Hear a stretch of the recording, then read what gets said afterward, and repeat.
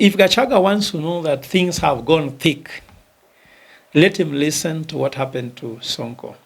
I'm saying that Rigathi Gachagua needs to understand clearly the script is not that that Ruto hates him personally. Because what are they fighting over? A man and a woman fights over anything personally. Either you fight over a woman, or you fight over money, or you fight over power. There is no woman they're fighting between him and Gachagua. The money, William Ruto has successfully stopped him from making money the way he could have made money in this Kenya Kwanza administration. And power, it is the reason why he was a deputy president who has no political party of his own, who has no MPs that he can call a parliamentary group meeting for, and William Ruto already outmaneuvered him on that. So the main fight now is Mount Kenya should be excluded from Ruto's conversation. Even if there are so many Mount Kenya people in Ruto's government, they are just there as poster boys, but they are not there as the real players. So because William Ruto has used Mount Kenya to be where he is, he knows that in 2027 or in the next election, he doesn't need Mount Kenya to go where he wants. And he knows that if he gets Raila Odinga on his side, he gets Musalia Mudavadi on his side, he gets people like Joho on his side, and he coalesces this together and create a narrative that it is Kikuyus who are the problem in Kenya, and put this thing that it is between the Kikuyus and the rest of Kenyans, then easily that narrative can sell, so that 2027 election or the next election is not about what matters. It's not an economic discussion, because he has performed dismally in economics. It's going to be about uniting. It won't be about advancing Kenyan's agenda. It will be about tribal, because if the tribal card is the discussion in the run up to 2027, Ruto wins. But if you bring economics, Ruto goes down. I said it earlier. The only missile that can succeed against William Ruto is economic missile. If we come up with an economic compelling agenda that can prove to William Ruto that we have a better economic solution than the tribal arithmetic is doing, we'll be doomed. And that's why I'm warning Kenyans, don't buy the tribal card. We are not 42 tribes the way they say. Neither are we 2 tribes, rich and poor. The tribes we have in Kenya ni wenye wanatuibia na wenye wanaibiwa. And I'm saying wenye wanaibiwa wakuje pamoja, waweke hao wote, Rigathi Gachagua, Ruto, Raila, all those people wanatuibia, all those politicians, put them together, waweke kwa farasi moja, na hiyo farasi iwe ya wezi wenye wanatuibia waende nyumbani. Alafu sisi tuende ile farasi ingine ya pili, wenye ambao wamechoka kuibiwa. Na hiyo wenye wamechoka kuibiwa waunde serikali ambayo ni lean and clean, not broad-based government, not fraud-based government, not bread-based government. Wale ambao ni lean and clean government, kwa sababu tumechoka kuibiwa. Then we create the narrative, the way I was trying to say, it's between us and them. Them, wenye wametuibia, wenye wametuua, wenye watushika ovyo ovyo, wenye wametusuppress, wenye wametudanganya, wameiba Dania, wameiba airport, wameiba Safaricom, wamemaliza, wasai wanaangusha KCB. They want to steal all Kenyan assets. Wenye wanatuibia waende kwa farasi moja na hiyo farasi iende nyumbani. Na wenye wanaibiwa waunde serikali ambayo itakuwa lean and clean. When the government system is clean, services to citizens inapatikana. Elimu itakuwa bure. Afya itakuwa bure. Na umaskini itaisha. Na sisi tutakuwa tajiri sote. Na tutoka kwa hii mambo ya maskini, wanapiga magoti chini wakiomba tajiri ambaye amewaibia ati unisaidie. Wanakuja kwa kanisa, wakishaiba unapiga magoti unaomba mnisaidie. Kwa rambe wanafanya hivyo hivyo. Mtu akikufa, kwa mbona mtu asiwe na uwezo ya kuzika mwenzake, mama yake, baba yake mwenyewe bila kuomba na kutengeneza WhatsApp group? Hii ni kwa sababu uwizi ni mingi na pesa uwizi ndio unaendeza serikali. Ndio maana mimi sitaki hiyo narrative ya kusikia ati sijui Mrima nini sijui kabila hii kabila ile. Hiyo wanasiasa ndio wanaleta. Mimi nimefanya kazi kama Professor Strathmore. Wanafunzi wangu walikuwa kutoka kwa kabila zote na tulipendana kama mtoto na wanafunzi wake, mwalimu na wanafunzi wake. Tulipendana kama ndugu na dada. Ukabila hakuwa. Ukabila ni ya watu wa siasa na iende. Alafu nataka kuomba corporate world. Najua vile nilikuwa professor, mlikuwa na mimi sana. Lakini sasa nikiongea mnaona kama mimi kichwa yangu imeruka. Kichwa hajaruka. I am still Professor Fred Ogola you knew. The only problem I have is that I'm seeing that our country is being ruined. Why don't you come and join me and support me in what I'm doing, in transforming this country? Kwa sababu, it is stated that when good people don't join politics, bad people will, and in Kenya they have. And the fact that you are a politician, you are a corporate leader, you believe you are not interested in politics, politics will not fail to be interested in you. Politics actually is interested in you.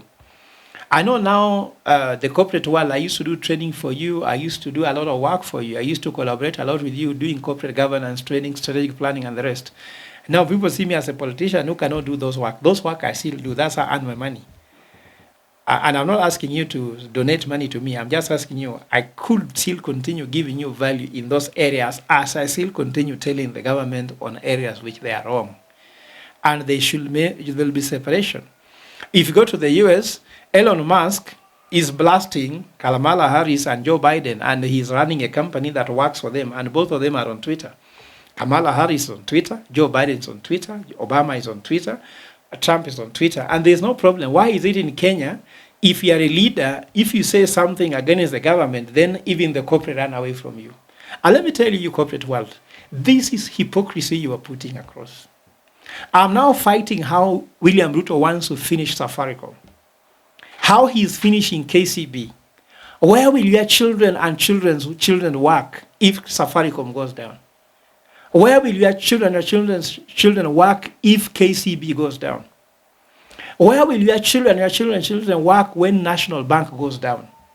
And they are using all these banks and telcos as conduit to do the business they are doing with Adani.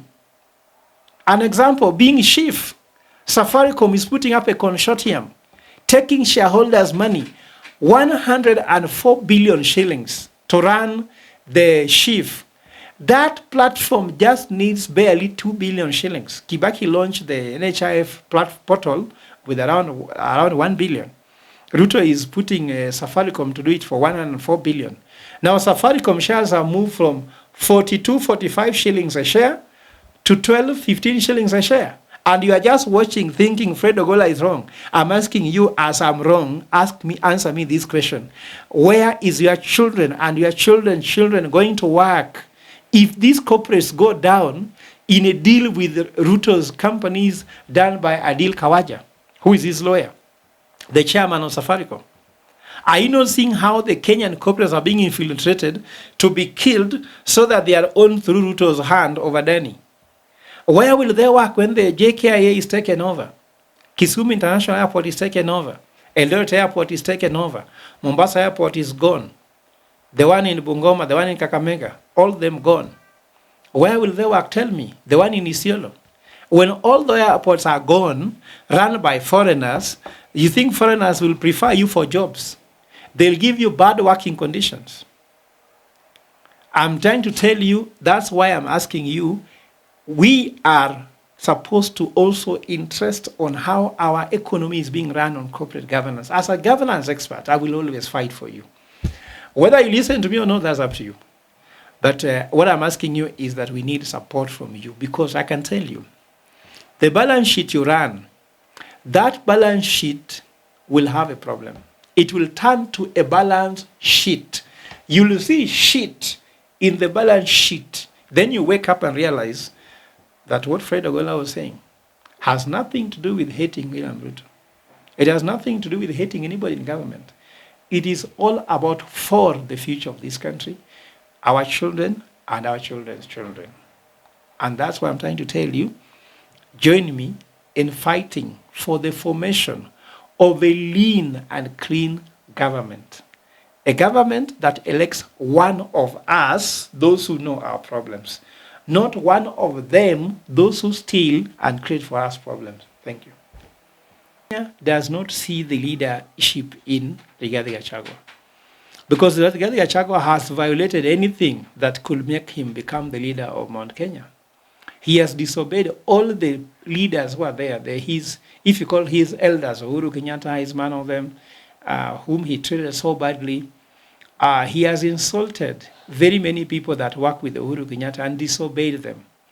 How comes Mount Kenya, after Rigathi Gachagua became deputy president, second in command, never called on him and anointed him as one of the leaders, or if you like, the spokesperson, or the leader of the Mount Kenya community?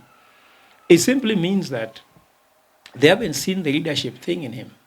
So they love him as their son. Even me, I would love him as my own son, but they cannot crown him because Rigathi Gachagua has not made the sacrifices needed to be crowned king.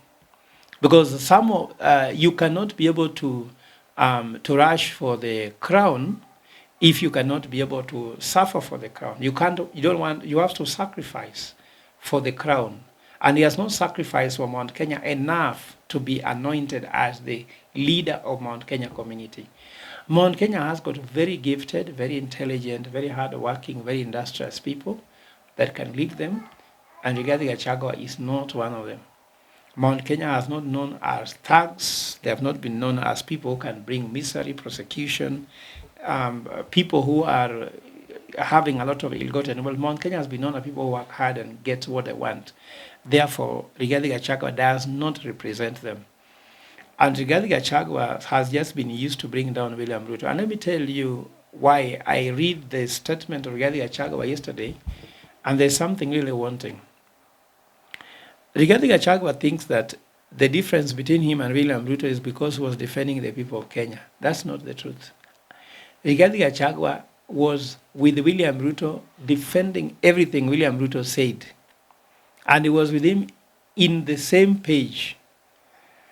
The reason why William Ruto has fallen out with Rigathi Gachagua is not even personal the way people think. The main reason is that William Ruto never liked Rigathi Gachagua, even in the beginning. He never liked him.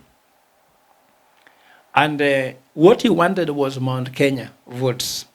He wanted Mount Kenya support base. And he didn't want Rigathi Gachagua.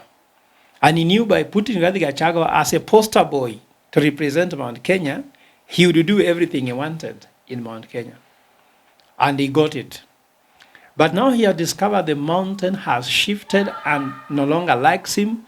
Whether he is with Rigathi Gachagua or not, he will never see Mount Kenya. And now he wants to use this thing of isolating Mount Kenya against the rest of Kenyans and shift allegiance, if you like, to Western Kenya, where he will get the Luhya support. Hopefully, he's thinking I can get the Luo support, get his support from Coast, get his support already he has gotten from the Northeastern through his representatives like the Duales and the rest. Get some support from, if you like, the Tana River people, isn't it? And then see how he can win the presidency by creating a narrative that is going to be Kikuyus versus the rest of Kenyans. So this Kikuyu versus the rest of Kenyans is Ruto's narrative. So it's not about Gachagua, it's about Ruto's presidency 2027. Gachagua needs to know why he's leaving office. If he consumes intelligence, then he should know that he has not been kicked out of office because they hate him, they don't like him. Let him know he has been kicked out because that his community that he represents, the Murima, is no longer viable for William Ruto. And therefore, anybody who represents that so-called community does not.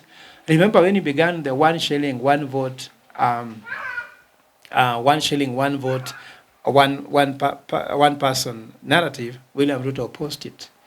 And now even the Murima thing was opposed. It was one of the reasons why he was impeached. So he should know that it's not about him, it's about the community that has been hated by William Ruto. And William Ruto has always hated the community that is called Mount Kenya. If you want to know that, it shows one, he killed them in Kiambaa Church in Naivasha.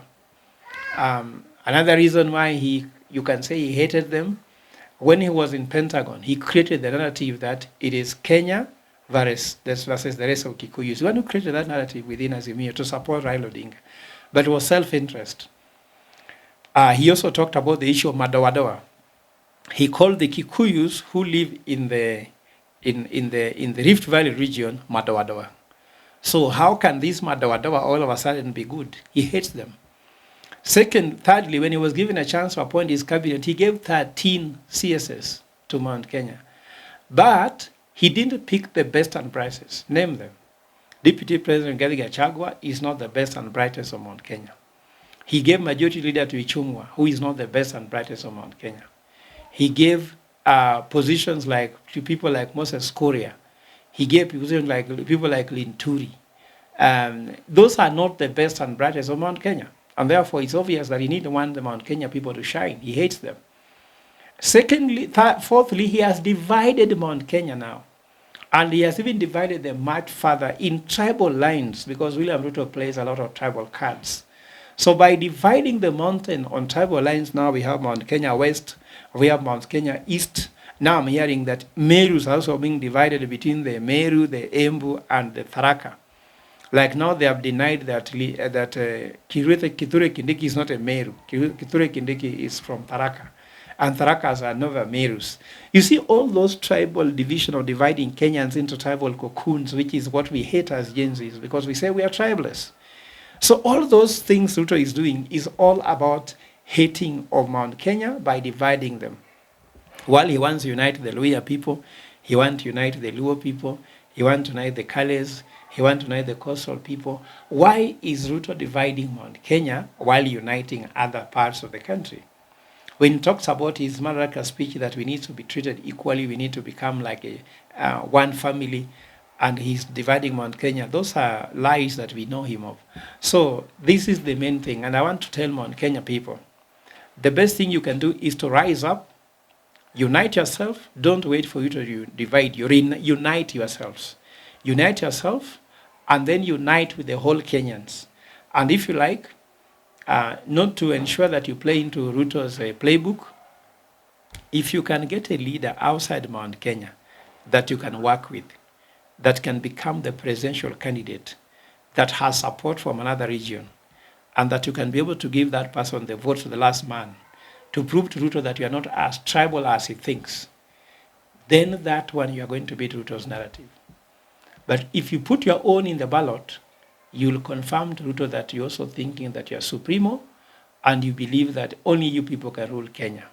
But should you be able to find a viable candidate also that can also be able to support and get support across the country, that people can go and support that leader across the country, and that percentage of votes that he will get will come outside Mount Kenya significantly to win the election, that is another strategy to surprise William Ruto. Whether this is possible or not, we can only wait and see as time goes by. Gachagua's legacy less more to do with the issue of his being back as deputy president, because he served the 2 years he served, and the impeachment has taken place. The impeachment took place by Parliament, and then the removal from office took place by the Senate. So the court can only evaluate the process. That's why Gachagua went to court severally. And the court continuously told him they cannot interfere with the process which has begun. The process which began was the process of removing him from office, which was finished on Thursday and was degazetted as the Deputy President of the Republic of Kenya. The courts cannot evaluate that process and then recommend that it was done wrongfully, or it was done poorly, or they didn't follow the law or the process. But the court has no powers to reinstate him. There is nowhere in law where the court has got a mandate to reinstate him. That's why they're saying stay in orders, just in case the court declares that he was wrongfully removed. Maybe Parliament can redo the process, Senate can redo the process, or the person who wanted to remove him from office can reconsider the opinion. But for now, Rigathi Gachagua has ceased to become the Deputy President of the Republic of Kenya, and that is the truth. And that's why you see he has no security, he has nothing else to hold on to. In fact, even if he says that they should be reinstated, no, they should not be reinstated. He is not the Deputy President of the Republic of Kenya according to what it is. Maybe he reached there wrongfully, but all of us have gone through it. I was a professor in Strathmore also. Strathmore wrongfully dismissed me. We went to court. Now we are discussing about settlement of the matter out of court because Strathmore discovers they were wrong. I cannot ask the court to ask Strathmore to reinstate me, even if Strathmore knows they were wrong. It is Strathmore who have asked for settlement out of court, not me, because they know they are wrong. So because they know they are wrong, they have asked for settlement out of court. So I can't ask them to reinstate me, even if they know they are wrong, because I knew they were wrong from day one. So the same way to the president, Deputy President Rigathi Gachagua, he knows very well that he's out of office. And they look at his statement, he said that now he wants the president to do whatever the president wants with the country, but to leave, let him leave, give him peace. So that's the only thing he can ask for. For example, let's discuss a little bit about the legacy of Rigathi Gachagua. What do you see as somebody who is a Kenyan? What would you remember Deputy President for? A lot of people from his olden days as DEO and when he was the first-term MP and the Deputy President, people see misery. He instilled a lot of misery on people.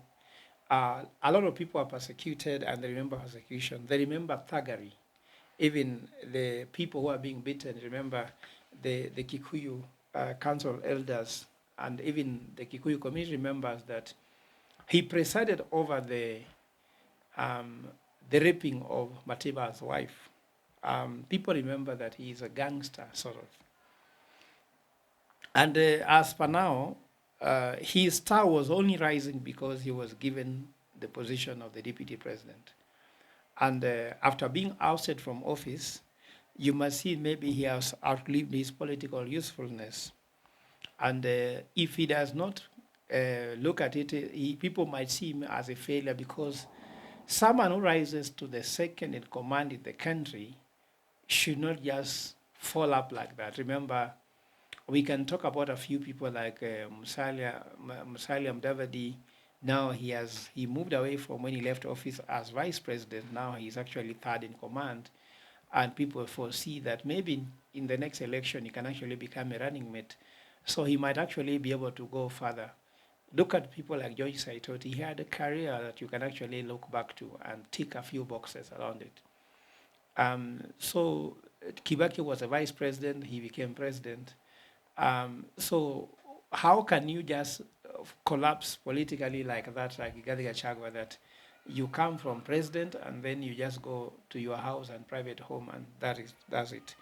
So if Gachagua is not careful, soon he's going to lose the second thing, which is difficult. He has lost power, which was the basis for him to have the political capital he was enjoying.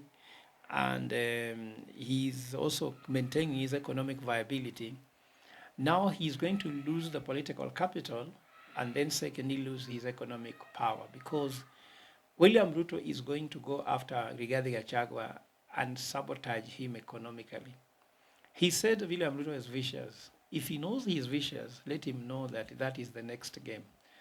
Has Rigathi Gachagua acquired his wealth fairly? Can he demonstrate them? I hear that he's worth, 50 billion shillings or thereabout. Does he run a company that has generated revenue worth that money? So William Ruto can help us finish Gachagua is when we shall now go after William Ruto. But here, William Ruto has helped Kenyans get rid of Gachagua because Gachagua has not been known for anything good. He was a lapdog for William Ruto. He insulted people for William Ruto. Actually, he was the one who was actually appointed by William Ruto to insult people like Raila, Azimio people. He said every word. And if he's not careful, those people whom he was insulting now are with William Ruto. They are going to gang together with William Ruto to help William Ruto bring him down and bring him down properly. Even I had him saying that he told William Ruto not to tax Kenyans. He supported the finance bill. He told MPs to vote for it. He told MPs, if you don't vote for the finance bill, you will not get a road in your constituency. He made very serious allegations against opposition when opposition was trying to correct the wrongs in government. He said he was the one appointed actually to put Raila away from the president. And he did do that very well until his collapse is when now Raila is rising within the ranks of the working with William Ruto. I'm not saying I'm supporting Raila. I don't really. You saw there was an instance, even Raila named him Gachagua, which means someone who is shit, according to the language Raila was using against him. So I believe that Rigathi Gachagua has really gone down, maybe without knowing, but he is actually down now politically. And the second battle is to make him economically unviable, because William Ruto wants to contain him by fighting him economically so that he can forget about the political battle. And if you ask me, that the shares, if you are buying shares called Rigathi Gachagua, I'm sure you better sell them before they deteriorate very fast, because they are not going to appreciate for now. They had been appreciating as was being prosecuted, but remember, Kenyans have very short memories. Immediately William Ruto nominates the next deputy president and that one gets sworn in, they'll give their allegiance to that next deputy president and they'll forget about all of you. So Gachagua will be forgotten, mark my words. Now, the biggest hurdle William Ruto has is how will he be able to get Kindiki into office? Because Kindiki has got serious and very clear legal hurdles. One, to be elected as deputy president, you need to have been a member of a political party for at least 3 months. But for Kindiki to become a CS, he had to resign from any political party, because he becomes a state officer who should not be a member of a political party. So how long will it take these 3 months for him to actually register, become a member of a political party? Then the nomination takes place, then eventually now he can be able to be sworn in. Secondly, you remember that it's only IBC that was supposed to actually declare the vacancy in the office of the president.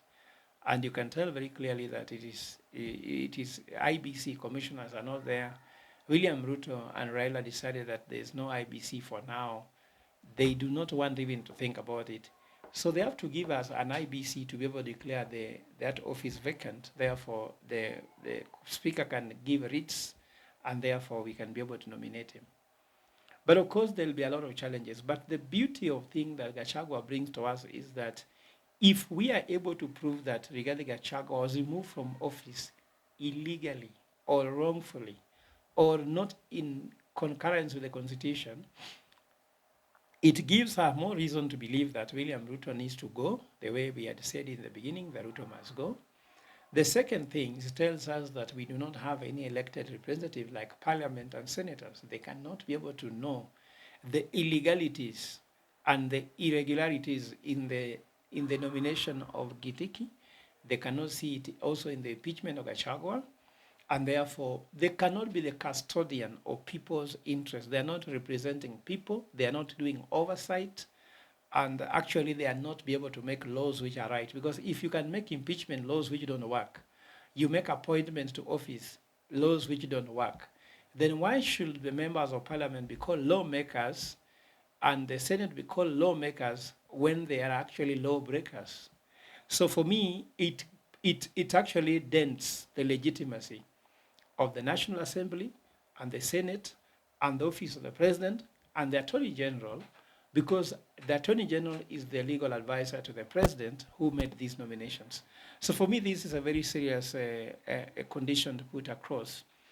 If I would be able to give Rigathi Gachagua advice, my advice will be to him, it is now time to think about your family.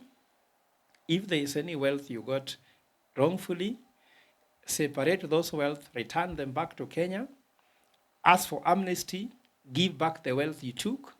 Once you give amnesty, go back and live your normal life. Some of us are living on a very little money, and we don't have to live in billions. Cut up, downgrade completely, and realize that it is the end of it and just live a normal life like we live this normal life. And forget about all your ambitions of trying to say you want to be the kingpin of Mount Kenya. Mount Kenya, if I can tell you guys, Mount Kenya treats Rigathi Gachagua with sympathy and empathy as one of their sons who's being mistreated.